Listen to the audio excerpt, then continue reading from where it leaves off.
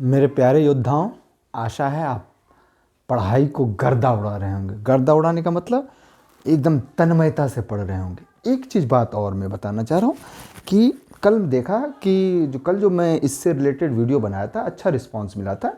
तो मेरी कोशिश है कि इसको तो मैं बनाऊँ, फिर उसके बाद जितने सारे, जैसे गिलफर्ड ने क्या लिखा था, तो एक एक टॉपिक लेकर के उसको समझाऊं ताकि आपका और क्लियर होता जाए और सीडीपी में आप 60 क्वेश्चन को कहीं नहीं जाने दें। उसके बाद मैं सोचा हूं कि लैंग्वेज भी मैं पढ़ाऊंगा, गणित भी पढ़ाऊंगा, लेकिन ये सोमवार से बात होगी। इस बीच मैं इसी को ख़त्म करता हूं। इसको पढ़ने के बाद शिक्षा व्यवस्था, इससे पहला वीडियो और इसको, ये जितनी कमेटी है, जितने आयोग हैं, सारा आपका कंप्लीट। इससे कहीं भी आगे जितने सारे थे सबको मैं छोटा छोटा लिख के भी इंक्लूड कर लिया हूँ ताकि आपको कहीं दिक्कत नहीं हो। तो हम लोग देर न करते हुए इन सारे पे अच्छे से चर्चा करते हैं। एक बार आप लोग स्क्रीनशॉट ले लीजिए। स्क्रीनशॉट लेने का मतलब है कि आपका रिवीजन होता जाएगा जब मैं इसको पढ़ाऊंगा। चलिए हम आते हैं। अब है, हमने देखा कि 1947 से पहले क्या होता था कि अंग्रेज लोग, जो भी अंग्रेज लोगों की इच्छा होती थी, अंग्रेज लोगों की इच्छा का मतलब कि हमेशा इच्छा उनकी क्या होती थी कि जो शिक्षा की व्यवस्था हो वो अंग्रेजी परस्त हो। अंग्रेजी परस्त का मतलब होता था कि हमेशा अंग्रेजों को वर्चस्व बढ़े, अंग्रेजों को फायदा मिले। अब हम जब देश आज़ाद हो गया 1947 के बाद, तब हमारे देश को, क्योंकि इससे पहले आप देखें तो 1911 में गोखले जी और 1937 में वर्धा में महात्मा गांधी, लेकिन जब हमारा देश आज़ाद हुआ तो हमारे देश के बारे में सोचा जाने लगा। तो अब देखेंगे बारी बारी से, जब लगा कि नहीं स्त्री शिक्षा में दिक्कत आ रही तो फिर स्त्री को बनाया गया अध्यक्ष। फिर जब देखा गया कि नहीं नहीं नहीं फिर दिक्कत आ रही है, मैंने माध्यमिक शिक्षा को नहीं ठीक हो रहा है, तो माध्यमिक शिक्षा पे बढ़िया से बात हुई। तो हम लोग आते हैं, चर्चा करते हैं। विश्वविद्यालय शिक्षा आयोग 1948 और 49 में हुआ गया। इसमें था कि विश्वविद्यालय शिक्षा के दोषों को दूर करने के लिए 4 नवंबर 1848 को विश्वविद्यालय शिक्षा आयोग की स्थापना की गई। चूंकि इसके जो अध्यक्ष थे वो सर्वपल्ली राधाकृष्णन जी थे, तो सर्वपल्ली राधाकृष्णन आयोग भी इन्हें कहा। क्यों? क्योंकि ये अध्यक्ष थे। इसमें क्या हुआ, 1949 में जब उन्होंने प्रतिवेदन प्रस्तुत किया था, ये 10 सदस्य थे, तो एक अध्यक्ष और बाकी, तो इसमें क्या था, 18 अध्याय और 207 संस्तुति दी गई। और इसके सदस्य जो सदस्य थे, डॉक्टर ताराचंद, जाकिर हुसैन, मैं सबका नाम लिखा हूँ, मुदालियर थे, मेघनाथ साहा थे, आर्थर ई मार्गम थे, सर जेम्स एफ डब थे, डॉक्टर कर्म नारायण बहल थे, ये सारे लोग। तो इन्होंने कहा, चूंकि हमारा देश आज़ाद हुआ तो उसी समय, तो और हमारी व्यवस्था जो थी, हमारी आर्थिक व्यवस्था कृषि पे आधारित थी। गांव में ज़्यादा लोग थे, अब शहर में विश्वविद्यालय होता था तो ग्रामीण वंचित हो जाते थे। तो इस आधार पे इन्होंने क्या कहा कि नहीं, ग्रामीण विश्वविद्यालय की संस्थापना उन्होंने कहा। महाविद्यालय भी खोलिए, लेकिन ग्रामीण विश्वविद्यालय हो, और उसमें 300 से ज़्यादा छात्र नहीं, क्योंकि पहले उस समय लोग ज़्यादा नहीं पढ़ते थे, आज की तरह 20-25 हजार। उसके बाद उन्होंने बताया कि यदि संबद्धता हो तो संबद्धता भी 2500 से ज़्यादा छात्रों की न हो। 2500 ज़्यादा छात्र की नहीं होगा तो फिर क्या होगा कि अच्छे से कर पाएंगे। उसके बाद फिर हम जो आए वो उच्च शिक्षा पे उन्होंने जोर दिया। उन्होंने कहा कि भाई उच्च शिक्षा जो हो वो हमेशा जो हो वो धार्मिक और व्यावसायिक दोनों हो। परीक्षा की प्रणाली उन्होंने कहा कि वस्तुनिष्ठ हो। वस्तुनिष्ठ से क्या होता है, हमने आपको कल भी बताया था कि बहुत सारे मतलब जो टॉपिक होता है उसको कवर कर लिया जाता है, कोई चीज़ छूटता नहीं है। तो सबसे पहले क्या है कि उसमें कहा कि जो फर्स्ट वही करेगा जो 70% पाएगा, उसके बाद सेकंड डिवीजन वो करेगा, मतलब द्वितीय श्रेणी वो पास होगा जो 55% पाएगा, तृतीय में जो थर्ड डिवीजन वो करेगा जो 40% पाएगा। उसके बाद उन्होंने कहा, चूंकि होता कि हमारा देश आज़ाद हुआ था तो जब तक धार्मिक भावना नहीं आती तो फिर दिक्कत हो जाती। तो उन्होंने क्या कहा कि भैया उच्च शिक्षा जो हो, प्राथमिक शिक्षा तो चलिए कोई बात नहीं, और उच्च शिक्षा जो हो वो क्या हो, धार्मिक शिक्षा पे हो। उसमें क्या हो, धार्मिक नेता को पढ़ाइए, आप धार्मिक ग्रंथ को पढ़ाइए, धर्म दर्शन को पढ़ाइए। मतलब ये graduation second year, first year, second year और थर्ड ईयर की बात में करने लगा। हाँ, तो अब हम आते हैं फिर उसके बाद माध्यमिक शिक्षा आयोग। जैसे ही नाम है माध्यमिक, इस तरह ये माध्यमिक शिक्षा पे ही जोर दिया गया। मतलब टोटल बेस क्या था इसका, माध्यमिक शिक्षा था। उसके बाद ये आर्थिक, सामाजिक और राजनीतिक तीनों पे चर्चा किया। उसके बाद उन्होंने कहा कि माध्यमिक शिक्षा जो है वो एक मार्गीय हो। दो मार्गी नहीं हो, एक मार्गी हो। और वो क्या हो, चूंकि 1948 में जो था हमारा जो था पूरे सर्वपल्ली राधाकृष्णन वाला, उसी को बेस बनाते हुए उन्होंने कहा कि ये अभिरुचि पे आधारित हो। माध्यमिक शिक्षा क्या हो, अभिरुचि पे आधारित। अभिरुचि पे आधारित नहीं होगा तो फिर क्या होगा, रुचिकर नहीं होगा तो बच्चे इससे टूटेंगे। तो उन्होंने कहा अभिरुचि पे आधारित हो। फिर उसके बाद ये जो थे, ये माध्यमिक शिक्षा में इसके जो अध्यक्ष थे वो मुदालियर थे। 23 सितंबर 1952 में मद्रास के वीसी थे। मद्रास जो ये था कॉलेज था, सॉरी विश्वविद्यालय था, उसके वीसी थे ए लक्ष्मी मुदालियर, और इसी मुदालियर के नाम से मुदालियर। और आप देखेंगे कि मुदालियर जब विश्वविद्यालय शिक्षा आयोग था उसमें भी सदस्य थे, 9 सदस्य जो था उसमें वो सदस्य भी थे 10 सदस्य में। फिर 29 अगस्त 1953 में इन्होंने बहुत सारा डिटेल दिया, और उस डिटेल को जब हम अच्छे से विवेचना करेंगे सब समझ में आएगा। उन्होंने कहा कि जब ग्रामीण पहले वाले में आपने देखा था कि इन्होंने विश्वविद्यालय में क्या कहा था, विश्वविद्यालय शिक्षा में ग्रामीण शिक्षा पे इन्होंने कहा कि भैया प्रत्येक प्रांत में क्या होना चाहिए, एक शिक्षा बोर्ड स्थापित करो। उसके बाद तकनीकी शिक्षा पे जोर दो, सभी राज्यों में माध्यमिक शिक्षा बोर्ड हो, यदि नहीं है तो भाई हो जाना चाहिए। उसके बाद माध्यमिक की आयु, हमने कहा ना कि इस पे टोटली बेस क्या था, माध्यमिक शिक्षा आयोग, तो माध्यमिक पे ही जोर था। मुदालियर आयोग भी इन्हें कहा जाता है। माध्यमिक की आयु क्या होना चाहिए, 11 से 17 साल होना चाहिए। और स्कूल जो हो ना वो मल्टीपर्पज स्कूल हो। मल्टीपर्पज मतलब सारी तरह की गतिविधि उसमें कराई जाए, सारी तरह की शिक्षा दी जाए। फिर उसके बाद शिक्षा का माध्यम हमेशा मातृभाषा हो, क्योंकि मातृभाषा में विद्यार्थी सहजता अनुभव करते हैं। उसके बाद जो भाषा होनी चाहिए वो जीवन से रुचिकर होनी चाहिए, जीवन से जुड़ा हुआ होना चाहिए। और आवश्यकता क्या होना चाहिए, जो भी मतलब आवश्यकता ये होनी चाहिए कि जीवन से रुचिकर होगा, आवश्यकता अनुपरक होगा। मतलब इसके करने के बाद जो हमारे 1937 में वर्धा आयोग में गांधी जी दिए थे, मतलब उसी के अनुसार ये आवश्यकता परक हो, जो आवश्यकता है उसके अकॉर्डिंग हो। उसके बाद उन्होंने कहा अध्यापकों के बच्चों को, देखिए पहली बार उन्होंने क्या किया कि अध्यापकों के बच्चों को क्या करिए, फ्री में शिक्षा दीजिए। और कहा कि सेवाकालीन अध्यापक प्रशिक्षण को भी करिए, मतलब सेवाकालीन जो अध्यापक टीचर है उसको सेवा के दौरान ही उसको प्रशिक्षित भी करिए। और उच्च स्तरीय पाठ्य पुस्तक की स्थापना करिए। यदि उच्च स्तरीय नहीं होगा तो हम जो देश है, हमारा देश का विकास रुक जाएगा। तो ये आपने देख लिया। फिर तीसरा हम आते हैं, और तीसरा था शिक्षा आयोग, जो 1964 में 66 में हुआ था।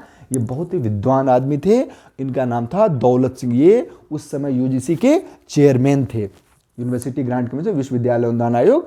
उसमें उन्होंने क्या किया, दौलत सिंह कोठारी का, अब कोठारी के जो अध्यक्ष होगा उन्हीं के नाम। देखिए जब हम लोग इधर आते हैं समिति पे आते हैं, ध्यान देना है आपको। तो जितनी भी समिति थी, यहाँ से हमने समिति की बात की है, तो जितनी भी समिति थी, समिति के ऊपर जितने हम शिक्षा आयोग की बात करेंगे, तो समिति क्या किया, शिक्षा आयोग पे ही काम किया, उसी को बेस बना के काम किया।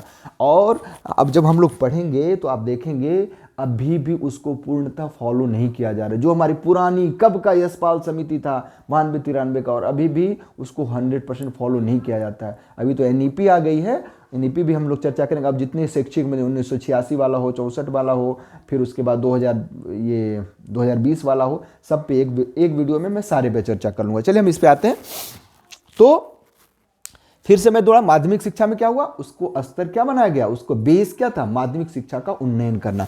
फिर हम लोग आते हैं शिक्षा आयोग, 1964 में हुआ। 14 जुलाई 1964 के यूजीसी के जो चेयरमैन थे दौलत सिंह कोठारी, बहुत ही बुद्धिमान आदमी थे। उन्होंने उसी का था, और राष्ट्रीय विकास के लिए, मैंने उनका क्या कहा, राष्ट्रीय विकास के लिए शिक्षा।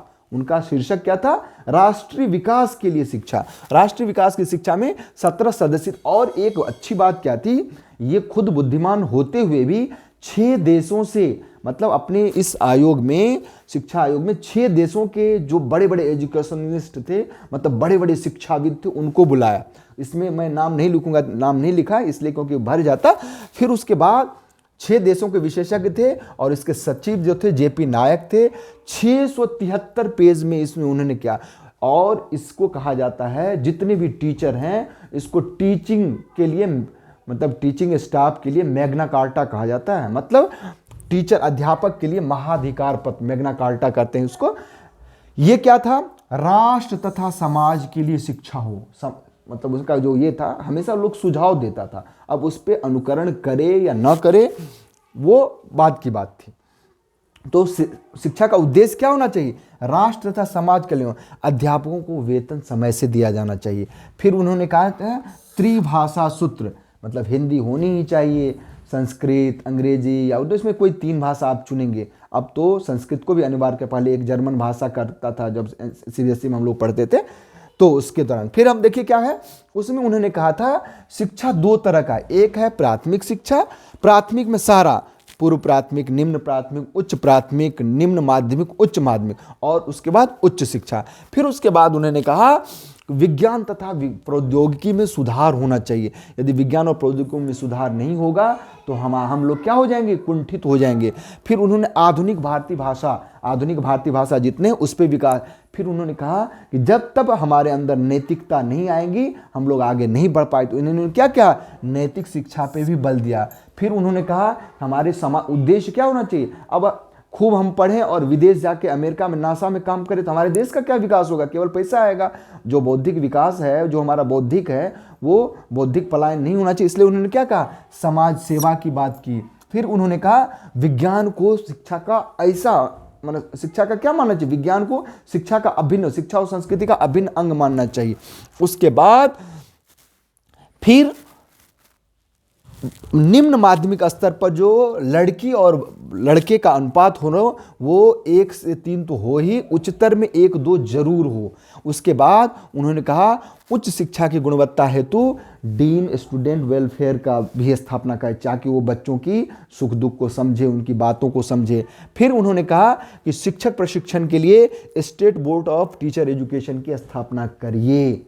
ये किसके लिए था? ये किस में था? ये शिक्षा आयोग ने ये सारी बातें कही।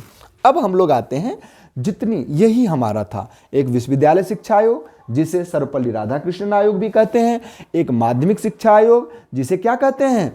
मुदालियर आयोग भी कहते हैं। जो अध्यक्ष थे उन्हीं के नाम से था। फिर तीसरा हम देखते हैं शिक्षा आयोग। शिक्षा आयोग में कोठारी था, इसलिए इन्हें कोठारी आयोग भी कहते हैं। दौलत सिंह कोठारी थे, इसलिए इन्हें क्या कहते हैं? कोठारी आयोग। पूछेगा कोठारी आयोग कौन थे? तो दौलत सिंह कोठारी थे। कब दिए थे? 1964-65 में दिए थे। नैतिक शिक्षा की बात कब की गई? कोठारी आयोग में की गई। धार्मिक शिक्षा की बात कब की गई? विश्वविद्यालय शिक्षा आयोग। माध्यमिक शिक्षा की बात की कब की? 1964-65 में मुदालियर ने किया था।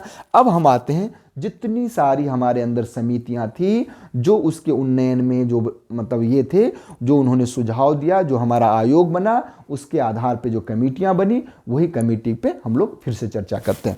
इससे प्रश्न हमेशा पूछते हैं। अब देखिए क्या है, अब आचार्य नरेंद्र देव 1952-53 में क्या किए? गठन किए थे।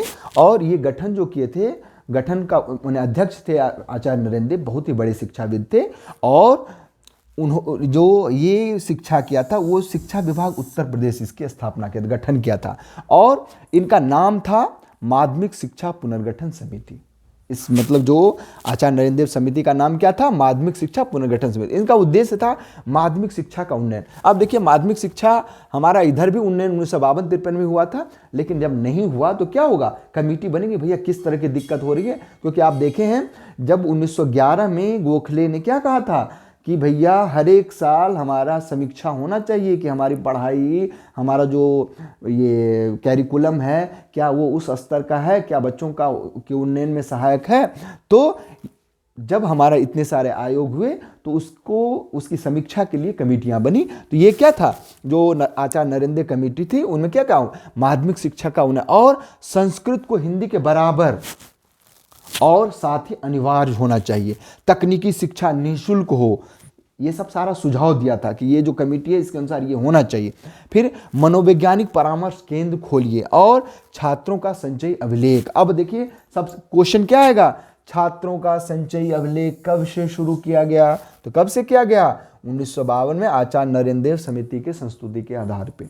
फिर हम लोग आते हैं, अब देखा कि जब हम इधर देखे माध्यमिक शिक्षा में हमने क्या, शिक्षा आयोग में हमने उच्च स्तर पे भी 1:2, निम्न स्तर पे 1:3 और उच्च स्तर पे 1:2 कर दिया, लेकिन स्त्री की शिक्षा नहीं बढ़ी। तब उन्होंने क्या किया? एक दुर्गाबाई देशमुख थी जो भारत सरकार की थी और प्लानिंग कमीशन में थी, मतलब योजना आयोग में थी। उन्होंने क्या किया, 9 सदस्य वो कहा कि नहीं, स्त्री शिक्षा मतलब लड़की की शिक्षा, महिला शिक्षा पे जोर दे रहा है। इनके लिए उन्होंने खूब सुधार का विकास किया।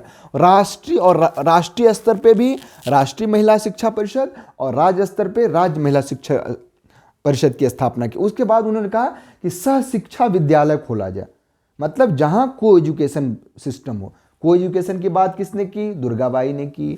फिर उसके बाद दुर्गाबाई देशमुख, फिर उसके बाद उन्होंने कहा कि बालिका के लिए यदि चाहे तो बालिका विद्यालय भी हो। उसके बाद उन्होंने कहा उच्च प्राथमिक स्तर के बालिकाओं को निःशुल्क शिक्षा दिया जाए। ये किसने किया? दुर्गाबाई ने किया। उसके बाद फिर आए श्री प्रकाश समिति। जब देखा गया कि अरे भैया, धार्मिक भावना का तो विमुख हो जा रहे हैं, जो नए पढ़े लिखे हो जा रहे हैं वो तो विमुख हो जा रहे हैं, उसको अपने देश से कोई लेना दे, अपने धर्म से कोई लेना दे। यदि धार्यते इति धर्म, धारण, जिसमें धारण करने की क्षमता हो उसको धर्म कहते हैं।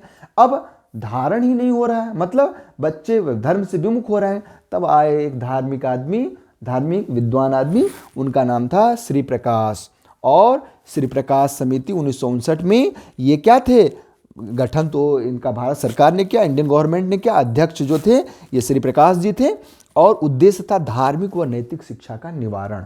क्योंकि जब तक आदमी के, मतलब मनुष्य के या फिर बच्चों के दिमाग में नैतिकता नहीं आएगी तो क्या होगा, पढ़ाई का उद्देश्य विफल हो जाएगा। नैतिकता एक आवश्यक चीज है, नहीं तो जैसे मान लीजिए कोई पैसा पड़ा हुआ है, आपके अंदर नैतिकता होगी, आप गलत नहीं करेंगे। और यदि नैतिकता नहीं हो, जैसे आजकल के जो वो हैं ब्यूरोक्रेट हैं, उसके अंदर नैतिकता कहाँ है? जो अंग्रेजी मीडियम में पढ़ते हैं, हमको लगता है उनके अंदर तो नैतिकता ना के बराबर है। जो हमारे सरकारी स्कूल से पढ़ते हैं उसके अंदर कुछ नैतिकता देखते हैं। ऐसा नहीं है कि नहीं है, लेकिन कम है। जो इंग्लिश मीडियम सीबीएसई से पढ़ते हैं उनके अंदर नैतिकता कम है। वजह क्या है कि उस तरह की बातें नहीं पढ़ाई जाती है, उनको पाश्चात्य का दर्शन कराया जाता है। जबकि हमारा देश, हमारी संस्कृति अपने आप में संपूर्ण है। सब लोग इनका अनुकरण करते हैं और हम लोगों के कुछ लोग पाश्चात्य का अनुकरण करते हैं, जो कि गलत है। सीखिए, अच्छी बात सीखिए, लेकिन अनुकरण, अंधाधुंध अनुकरण नहीं करिए। चलिए हम लोग आते हैं इस पे। उसके बाद उन्होंने कहा धार्मिक और शिक्षा का निवारण, नैतिक शिक्षा और आध्यात्मिक मूल्य पे बल दिया उन्होंने कहा कि नीति शास्त्र बच्चे पढ़े। उसके बाद दार्शनिक विचारधारा से, मतलब जो सिलेबस हो हमारा वो दार्शनिक विचारधारा से ओतप्रोत हो। सामाजिक मूल्यों और क्योंकि देशभक्ति, जब नैतिकता नहीं होगी तो अरे देश जाए भाड़ में, हम मतलब लाइट गई है, कटिया लगा के तार खींच ले, नहीं, देशभक्ति भी होनी चाहिए। इसलिए देशभक्ति की भावना कब आएगी? जब बच्चा पढ़ेगा तब तो शुरू से ही उसको उस तरह का मॉडिफाई किया जाएगा। तो उसमें देशभक्ति के अध्याय भी जुड़े हैं, मतलब जो हमारा सिलेबस हो उसमें देशभक्ति के अध्याय भी जुड़े। और समय समय पे क्या करें, जो बड़े बड़े ज्ञानी आदमी हैं, धार्मिक आदमी हैं या बड़े बड़े महापुरुष हैं, उनको बुला करके आप सम्मेलन कराइए ताकि बच्चों के अंदर अच्छी भावनाओं का, देशभक्ति की भावना का विकास हो। उन्होंने ही कहा था कि यदि हमारे यहाँ कोई पुराने स्वतंत्रता संग्राम सेनानी है तो उनको बुलाइए, वो अच्छी बात कहेंगे और किस तरह देश के लिए उन्होंने अपने नाखून उखाड़ दिए या कितना दुष्ट असहनीय कष्ट सहे, ताकि बच्चों को पता तो चले कि देश के लिए, देश की आज़ादी के लिए कितनी कुर्बानी दी गई। तो देशभक्ति की भावना उसके अंदर आ जाएगी। वैसे भी हम सारे भारतीय देशभक्ति के नाम पे सब एकजुट हो जाते हैं। सेना का क्या, भारतीय सेना का क्यों सम्मान किया जाता है? यही वजह है। चलिए हम लोग आते हैं नेक्स्ट। दुर्गाबाई जी आई, बालिका के लिए की। फिर श्री प्रकाश जी आए, उन्होंने धार्मिक भावना और नैतिक शिक्षा पे बल दिया। फिर आई हंसा मेहता आई और इनका भी उद्देश्य जो था वो महिला शिक्षा का पुनरुत्थान था। उन्होंने क्या किया, 1 नवंबर 1961 में 11 सदस्य थी, ये राष्ट्रीय महिला शिक्षा परिषद की थी। और श्रीमती द्राक्षा शरण उन्होंने इसका संस्तुति की, गठन किया और महिला शिक्षा की उन्होंने क्या क्या, और अध्यक्ष कौन थी? हंसा मेहता थी। इसलिए उन्होंने कहा कि महिला शिक्षा की समस्याओं पर विचार विमर्श करिए। लड़कियों की शिक्षा जो है इसके विस्तार हेतु एक नए पाठ्यक्रम की आवश्यकता है। यही एक महिला थी जिन्होंने क्या कहा था कि लड़कियों के लिए यौन शिक्षा पुरुषों के बराबर आने के लिए जरूरी है। उसके बाद उन्होंने कहा कि प्राथमिक स्तर पर सह शिक्षा, मतलब प्राथमिक स्तर पर बच्चे एक साथ पढ़ें ही, उसके बाद जब उच्च स्तर पे आए तो सह शिक्षा क्या किया जाए, यदि ऐच्छिक कर दिया जाए कि भाई वैकल्पिक है, आप चाहें तो लड़कों के साथ पढ़ सकते हैं, नहीं तो अकेले भी पढ़ सकते हैं ये, लेकिन प्राथमिक स्तर पे बच्चे जरूर पढ़ें एक साथ। उसके बाद उन्होंने माध्यमिक स्तर पर क्या कहा कि बालिका शिक्षा के लिए गृह विज्ञान, संगीत, ललित कला, जिसमें महिलाएं अपने को सुगम महसूस करती है, उसको भी समाहित करिए। उसके बाद उच्च स्तर पर उन्होंने कहा कि महिलाओं की शिक्षा के लिए बेसिक शिक्षा, व्यावसायिक शिक्षा का भी प्रावधान करिए। और जैसे ही यौन शिक्षा की बात आई तो किसने कहा था, हंसा मेहता ने। उन्होंने कहा कि पुरुष और महिलाओं की बराबरी हेतु स्त्रियों को उनकी यौन शिक्षा भी देनी चाहिए। यौन शिक्षा नहीं जानेगी वो तो उनका क्या होगा, उनका दुरुपयोग होगा, वो भी जाने, इसके लिए यौन शिक्षा के लिए। उसके बाद पुरुषों के बराबर उचित दृष्टिकोण के लिए उन्होंने यौन शिक्षा को भी इस अपने पाठ्यक्रम में, अपने सुझाव में मतलब सम्मिलित की। उसके बाद आए 10+2+3, जिसके थे पीडी शुक्ला। पीडी शुक्ला जो थे इंडियन गवर्नमेंट की 1973 में ही, इसमें आप देखेंगे कोठारी आयोग को ही सेंटर में लेकर के, और राष्ट्रीय शिक्षा नीति जो 1968 में थी 10+2+3, उसी को बेस बना करके उसी पे काम किया है कि इसमें क्या सुधार की आवश्यकता है। तो उसमें कहा कि शैक्षिक ढांचे लागू करने के लिए जो एनसीईआरटी, तो अब देखिए कब कहा गई बात, 1973 में कहा गया कि एनसीईआरटी लाइए, और अभी जाकर के एनसीईआरटी लाई जा रही। कितनी गलत बात है, कितना ज़्यादा, कब 1973 में कहा गया था, अब जाकर के 2020, 21, 22 में लाया जा रहा है, गलत है। खैर यही तो हमारे जब क्या है, उन्होंने कहा एनसीईआरटी द्वारा विकसित पाठ्यक्रम को लागू करिए। 9-10 का, कक्षा 9th और 10th का जो पाठ्यक्रम हो वो सामान्य हो, उसमें गणित भी हो, साइंस भी हो, इंग्लिश भी हो, हिंदी भी हो, संस्कृत भी हो, अपनी भाषा भी हो, समाजशास्त्र भी हो, मतलब सोशल साइंस भी हो। लेकिन जैसे ही 10+2 का हो वो विशिष्टता आ जाए कि कोई बच्चा साइंस स्ट्रीम से जाना चाहता है, मतलब 10वीं तक सारा सब कुछ पढ़े। जब 10वीं से 12वीं में जाएगा, मतलब 11 से 11-12 जो पढ़ेगा उसमें विशिष्टता आना चाहिए। कोई कला पढ़ता है तो कला में निपुण हो जाए, कोई साइंस पढ़ता है तो साइंस को भी 2 स्ट्रीम का, मैथ स्ट्रीम और बायो स्ट्रीम कर दिया गया। फिर उसके बाद उच्च शिक्षा में कहा कि परंपरागत तो होनी ही चाहिए, साथ साथ व्यावसायिक शिक्षा को भी जोड़िए, क्योंकि व्यावसायिक शिक्षा में निपुणता नहीं आएगी तो बच्चे अपने पैर पे खड़े नहीं हो पाएंगे। अपने पैर पर खड़े होने का मतलब उसके अंदर स्किल की बात की गई। फिर उसके बाद शिक्षक प्रशिक्षण को आवश्यक माना गया। शिक्षक प्रशिक्षण नहीं रहेगा तो क्या सीखेगा, अब नहीं सीखेगा अब शिक्षक तो फिर बच्चों को क्या पढ़ाएगा। तो उन्होंने कहा कि शिक्षक प्रशिक्षण की भी बात की गई। उसके बाद आए आदि सेशैया समिति। आदि सेशैया समिति जो थे 1977-78 में इंडियन गवर्नमेंट इसकी मतलब ये की थी, वकालत की थी इस आयोग के लिए, समिति के लिए। राष्ट्रीय पुनरीक्षण समिति भी इन्हें कहा जाता है। और इसमें 27 सदस्य थे, 25 सदस्य थे, एक संयोजक थे, एक अध्यक्ष थे, तो 27 सदस्य थे, बहुत बड़ा सदस्य था। इसमें क्या क्या +2 स्तर पे जो है वो व्यावसायिक शिक्षा होना चाहिए उन्होंने कहा। फिर +2 में उन्होंने कहा था सेमेस्टर सिस्टम लागू। अब देखिए कब बात की गई सेमेस्टर सिस्टम की, +2, और अभी तक हमारे यहाँ सेमेस्टर सिस्टम नहीं है, ना के बराबर है। फिर उन्होंने कहा क्रेडिट प्रणाली अपनाई, अब जाके क्रेडिट प्रणाली अपनाई गई। बात कब की गई थी, 1977-78 में, कितने ज़्यादा देर से इंप्लीमेंट होता है। फिर उन्होंने क्या कहा कि व्यावसायिक शिक्षा में क्या होना चाहिए, तकनीकी विषयों को आप सम्मिलित करिए, और साथ साथ प्रयोगात्मक, मतलब साइंस में व्यवहारवादी बात, मतलब प्रयोग पे ज़्यादा बल दीजिए और प्रयोगात्मक कौशल पे ज़्यादा हो। उसके साथ साथ उन्होंने क्या कहा, जो भी हो वो रोजगार से संबंधित विषयों पे ज़्यादा, मतलब स्किल डेवलप की बात इन्होंने भी की। कौन, आदि सेशैया समिति। उसके बाद आ गए महामूर्धन्य विद्वान यशपाल जी।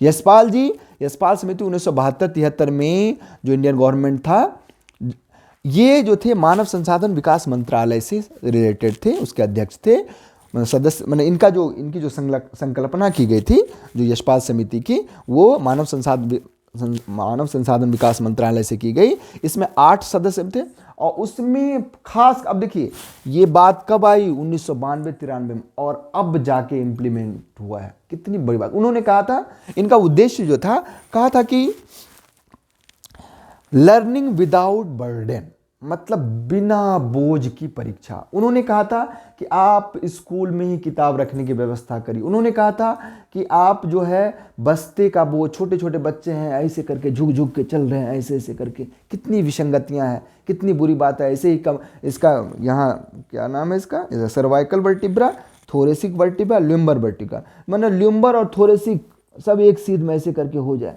इतना बोझ। तो उन्होंने क्या कहा था 1992-93 का, और अब जाके इंप्लीमेंट हुआ है। उन्होंने कहा बस्ते का बोझ कम करिए, नहीं कम करेंगे पाठ्यक्रम, उन्होंने कहा था अच्छे से परिवर्तित करिए। फिर क्या कहा, शिक्षा बिना बोझ का, हमने बताया ही। फिर कहा पाठ्यक्रम को पुस्तक में, मतलब पाठ्य पुस्तक को कहाँ रखिए, स्कूल में ही रखिए, और ऐसी भाषा रखिए जो जन सामान्य की भाषा हो, जन साधारण की भाषा हो, जिसमें बच्चे सहजता अनुभव कर सके। आपके एनईपी में भी इस बात को सम्मिलित किया गया।